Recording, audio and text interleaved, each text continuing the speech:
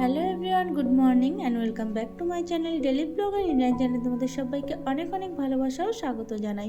আশা করছি তোমরা সবাই খুব ভালো আছো আর তোমাদের আশীর্বাদে আমিও খুব ভালো আছি। তো আজই সকালবেলা দেখতেই পাচ্ছ যে একবারে রান্নাঘর থেকেই তোমাদের সাথে ভিডিওটা শুরু করেছি। তার কারণ কি হলো, আজকে সকালে ঘুমের থেকে উঠতে অনেকটাই দেরি হয়ে গেছে। সে কারণে তোমাদের তো বলেছিলাম যে আগের দিন তোমাদের দাদাভাইকে এখন সকালবেলা আমার টিফিন দিতে হয়। তো সেই কারণে সকালে উঠে আগে তাড়াতাড়ি করে ওর জন্য রান্না করে নিয়েছি। একটু ডাল করেছিলাম আর ভাত করেছিলাম আর ডিম সিদ্ধ দিয়েছিলাম। তো ওইটাই মানে ওকে টিফিন পাঠিয়ে দিয়েছি, আর বেশি কিছু করিনি। তো সকালবেলা এত তাড়াহুড়োতে আর সেই ভিডিও করা হয়নি, তো ভাবলাম এখন থেকেই তোমাদের সাথে ভিডিওটা কন্টিনিউ করি। তো এখানে দেখতেই পাচ্ছ আমি মাম্মার জন্য ডিম কেটে নিয়ে যাচ্ছি। মানে ওকে গোটা ডিম দিলে না অনেকটা করে মুখে দিয়ে দেয় আর তারপরে ওকঠেলে বমি করে দেয়। তো সেই কারণে ওকে ছোটো ছোটো করে কেটে দিই। এটা উচিত বাচ্চাদের, ওরা তো বোঝে না। তো সেই কারণে ছোটো ছোটো করে কেটে দিয়েছি। আর এখানে ও একা একাই খাচ্ছে, কারণ কি এখন বাহানা করে যে একা একা খাবে। তো সেই কারণে ওকে দিলাম, যতটা খায় খাবে, আর বাকিটা তো নষ্ট করবে, সেটা বড় কথা না। তো ওকে খেতে দিয়েছি। আর এখানে আমি একটু জল খেয়ে নিচ্ছি, তারপরে আমি একটু ড্রাই ফ্রুট খাবো, কালকে রাত্রে ভিজিয়ে রেখেছিলাম, তো সেটাকেই খাবো। আর তারপরে মাম্মাকে খাইয়ে দেবো। মানে ডিমটা খাওয়ানোর আধ ঘন্টা বাদে ওকে আমি একটু ভাত খাইয়ে দেবো, কারণ সকালে আজকে ভাত ডাল করেছি, তো সেটাই ওকে খাইয়ে দেবো। আর ওর জন্য এক্সট্রা করে কোনো টিফিন করব না। তো এই দেখো, মানে একা খেতে পারবে না, তারপরেও বাহানা করবে একা খাওয়ার জন্য। তোমাদের বললাম না যে যতটা খাওয়ার খাবে বাকিটা নষ্ট করবে। আরে যতটা খাওয়ার খা, বাকিটা খাস না, কিন্তু তা হবে না, বাকিটা নষ্ট করবে। তো নষ্ট করবে তো করবে, দুটো হাতে চটকে পুরো গা হাত পা মাখিয়ে নিয়েছে। তো এখন ওকে আমার ফ্রেশ করেই দিতে হলো। সকালে ঘুমের থেকে ওঠার পরে একবার ফ্রেশ করাও, তারপরে খাওয়া দাওয়ার পরে একবার ফ্রেশ করাও। তো সারাদিনে এইভাবে চলতে থাকে, আরও কতবার যে ফ্রেশ করতে হয়। তো ছোটো বাচ্চা আছে যাদের, তারা তো নিশ্চয়ই বুঝবে এই মানে ব্যাপারটা। তো এখন আমি চলে এসেছি চা করবো, আর মাম্মা ওদিকে খেলা করছে। খেলা তো করছে না, মানে রান্নাঘরে সমস্ত কিছু তছনছ করে, এই হলো ওর কাজ। তো আমি একটু চা খেয়ে নেব। আর আজকে আমি ভাতই খাবো সকালবেলা। তো এখন যেহেতু 9টা মতো বাজে, তো ভাবলাম যে এখন একটু চা খেয়ে নিই আর একটু বেলার দিকে ভাত খাবো। তো যেহেতু আমি র চা করছি, তো ভাবলাম যে একটু আদা দিয়েই চাটা করি। তো এখানে আদা, লবঙ্গ, দারচিনি, এলাচ এগুলোকে দিয়ে আমি চাটা করছি। আর এইগুলো দিলে না চায়ের ফ্লেভারটা বেশ ভালো আসে। আর দেখো এখানে আমি চায়ের কৌটোটা রেখেছি আর মাম্মা এসে নিয়ে যাচ্ছে। মানে এরকমই করে ও, সমস্ত রান্নাঘরের জিনিস, ঘরের জিনিস এদিক থেকে ওদিক করে দেবে। আর যদি ব্যালকনি দরজা খোলা পেয়েছে তাহলে তো সব ফেলেই দেবে। আর এখানে দেখো চা করতে করতে মাম্মা যে ডিমটুকু রেখেছিল, মানে বাকি খাওয়ার পরে সেই ডিমটুকু আমি খেয়ে নিলাম। আর এখানে এসেছে এখন কোলে উঠবে। মানে কোলে ওঠার মেইন বাহানাটা কি বলো তো, এই চা করছি আমি, ও চাটাকে এখন মানে চামচ দিয়ে ঘুটবে।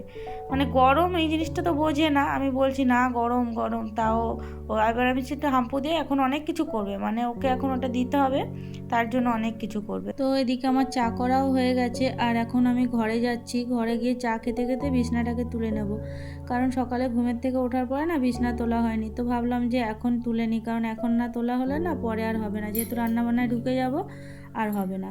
তো তারপরে মাম্মার সাথে একটু খেলা করলাম। খেলা করার পরে আমি ভাত খেয়ে একবারে রান্নাবান্নার দিকে ঢুকে গেছি, কারণ এখন যদি ভাত না খাই অনেকটা বেলা হয়ে যাবে, তারপরে আর খাওয়া হবে না।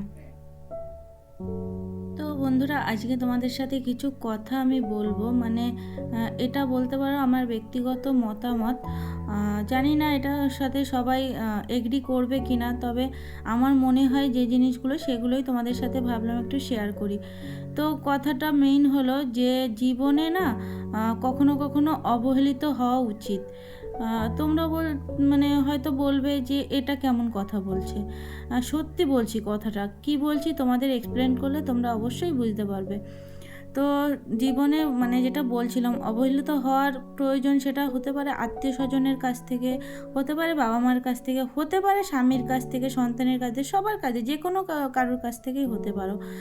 তাতে কি হয় জানো তো, জীবনে মানে নিজের যে মূল্যবোধটা সেটা বোঝা যায়। না হলে কি কখনো বোঝা যায় না নিজের যে মানে নিজেকে যে কতটা মূল্য দেওয়া প্রয়োজন অনেক সময় আমরা ভুলে যাই। আমরা নিজেরা সমস্ত কিছু মানে সমস্ত দায়িত্ব পালন করতে করতে না অনেক সময় ভুলে যাই যে আমরাও একটা মানুষ, বা আমাদেরও কোনো ইচ্ছা আছে, বা আমাদেরও কোনো আশা আছে, বা আমরা চাইলে অনেক কিছু করতে পারি, সেই জিনিসটা আমরা ভুলে যাই অনেক সময়। এবার যখন অবহেলিত হওয়া হয় না কারোর কাছ থেকে, তখন না নিজেকে যেন খুঁজে পাওয়া যায়। তো সেটাই আমি বলতে চাইছি। তো জীবনে যদি কখনো অবহেলিত হয় হও, তাহলে সেটাকে কখনো নেগেটিভলি নেবে না, এটাকে পজিটিভলি নেবে। তাহলে কি হয় জানো তো, জীবনে অনেক কিছু বড় করা যায়। যেমন মানুষে বলে না, যেমন ভালো জিনিসের থেকে শিক্ষা নেওয়া উচিত, সেমন খারাপের থেকেও শিক্ষা নেওয়া উচিত। তো আমি মনে করি, সেই জন্য আমি এই মতামতটা তোমাদের কাছে রাখছি। জানি না তোমরা কে কে এটা সাপোর্ট করবে, কিন্তু আমার মনে হয় যে অবহেলা হলেই না জীবনে তুমি তোমার মূল্যবোধটাকে বুঝতে পারবে। তো এই কথাটা বলার কারণ বলতে পারো ব্যক্তিগতভাবে কোনো কারণ আছে, সেটা তোমাদের সাথে আমি শেয়ার করতে পারছি না। তবে এই জিনিসগুলো থেকে আমি বুঝেছি যে জীবনে নিজের পায়ে যদি কখনো দাঁড়াতে পারো না, তাহলে সমস্ত কিছু জবাব দেওয়া সম্ভব। তো আমার সেই একটা ইচ্ছে যে আমি জীবনে কিছু করব, যার জন্য আমি ইউটিউবের মতো প্ল্যাটফর্মটাকে বেছে নিয়েছি। কারণ আমার যেহেতু ছোট বাচ্চা, আমি বাইরে গিয়ে কাজ করতে পারবো না। আর ছোট বাচ্চা যাদের আছে তারা অবশ্যই বাইরে গিয়ে কাজ করে, কিন্তু তার জন্য তো হেল্পিং হ্যান্ড দরকার হয় বা সাপোর্টের দরকার হয়। তো আমার ক্ষেত্রে সেটা সম্ভব না। তো আমার এতটুকু বাচ্চা, আমি চাই না আমার বাচ্চাটা মায়ের আদর থেকে বঞ্চিত থাকুক। কারণ আমি বাইরে যদি কাজ করতে যাই, ম্যাক্সিমাম টাইমটা আমার বাইরেই দিতে হবে, আমার বাচ্চাকে আমি দিতে পারবো না। তো আমি চাই আমার বাচ্চা সম্পূর্ণভাবে সমস্ত কিছু পাক, সমস্ত কিছু পেয়ে ও জীবনে একটা জায়গায় প্রতিষ্ঠিত হোক, ভালো মানুষ হোক, সেটাই আমি চাই, সেটাই ওকে তৈরি করতে চাই। আমি তার মধ্যেও নিজেকে আমি খুঁজে পেতে চাই, তার জন্য আমি এই ইউটিউবে এসেছি। তো তোমরা প্লিজ আমাকে সাপোর্ট করো, তোমাদের ভালোবাসার সাপোর্ট ছাড়া তো আমি কখনো কিছু করতে পারবো না। তো তোমরা যদি আমাকে ভালোবাসো, তোমাদের যদি ভালো লাগে আমাকে, তাহলে প্লিজ আমার ভিডিওটা লাইক করে দিও, আর আমার চ্যানেলটা সাবস্ক্রাইব করে আমার চ্যানেলের পাশে থেকো। তো যেটা তোমাদের বলছিলাম, তো আমি আমার জীবনে এরকমভাবে অনেক অবহেলা পেয়েছি। তো তার থেকেই আমি এই সিদ্ধান্তটা নিয়েছি যে জীবনে আমাকে কিছু করতে হবে, জীবনে আমাকে দাঁড়াতে হবে কোথাও, যাতে আমার গোড়াটা শক্ত হয়। তাহলে না আমাকে সবাই সম্মান করবে, সবাই আমাকে ভালোবাসবে, বা আমাকে সেই মূল্যটা দেবে। যদি নিজের না কিছু থাকে না, কখনোই কেউ তাকে মূল্য দেয় না। ম্যাক্সিমাম টাইমে কি জানো তো, মেয়েদেরই যত অবহেলা হতে হয়, বেশিরভাগ টাইমে। এটা তোমরা মিলিয়ে নিও, তোমরা যারা আমার ভিডিও দেখছো, বেশিরভাগ টাইমটা না মেয়েদেরই অবহেলিত হতে হয়। সেটা সব যে কোনো ক্ষেত্রেই হতে পারে। তো সেই কারণেই আমি বলবো যে সমস্ত মেয়েরা তোমরা নিজের পায়ে দাঁড়াও। বিয়ের পরে হয়তো বিয়ের আগে যদি বলো, তাহলে বাবা মা তো প্রয়োজন মেটাচ্ছে, অবশ্যই মেটাচ্ছে। আর বিয়ের পরেও স্বামীও প্রয়োজন মেটাচ্ছে, অবশ্যই মেটাচ্ছে, সেটাও আমি এগ্রি করি। কিন্তু কি জানো তো, তার সেগুলোর জন্য না তোমাকে কিছু না কিছু স্যাক্রিফাইস করতে হবে। তো তুমি যদি নিজের কিছু করতে পারো না, নিজে যদি দাঁড়াতে পারো না নিজের পায়ে, তাহলে তোমাকে জীবনে না স্যাক্রিফাইস জিনিসটা করতে হবে না। হ্যাঁ, স্যাক্রিফাইস করতে হয় অবশ্যই, কিছু কিছু ক্ষেত্রে করতে হয়। তবে কি জানো তো, নিজের মূল্যবোধ, বিবেকবোধ, নিজের আত্মসম্মান, এগুলোকে না কখনোই তোমার ত্যাগ করতে হবে না, তোমাকে বিসর্জন দিতে হবে না। তোমাকে বলে না আত্মত্যাগ, স্যাক্রিফাইস, সেটা তোমাকে কখনো দিতে হবে না। কারণ নিজের মূল্যবোধ, আত্মসম্মান, এগুলো যদি স্যাক্রিফাইস করে দাও না, তাহলে আর কিছু থাকে না মানুষের মধ্যে, মানুষটা না পুরো জড়বস্তু হয়ে যায়। তো দেখো, তোমাদেরকে অনেক কথা বললাম, আসলে এই কথাগুলো না আমার নিজস্ব মনের কথা, তার জন্য তোমাদের সাথে শেয়ার করলাম। কারোর সাথে সেরকম শেয়ার করার মতো নেই যে তাদের বলবো, হয়তো তারা সেই জিনিসটাকে অন্যভাবে নেবে, দুটো কথা শোনাবে, যাতে আরও কষ্ট আমার হবে। তো সেই কারণে ভাবলাম তোমাদেরই বলি, তোমরা শোনো। তোমরা যদি পজিটিভলি নাও, তাহলে তো তোমরা ভালো, আর না নিলে আর কিছু করার নেই আমার। তবে বললাম তোমাদের সাথে। তো দেখো, এখানে আমার অনেক কাজ হয়ে গেছে, আজকে চিকেন করেছি আমি, তো তোমরা তো দেখতেই পেলে। আর এখানে তোমাদের দাদাভাইও বাড়ি চলে এসেছে, আরও সবজি নিয়ে এসেছে বাজার থেকে, কোনো সবজি ছিল না, বললাম যে সবজি নিয়ে আসো।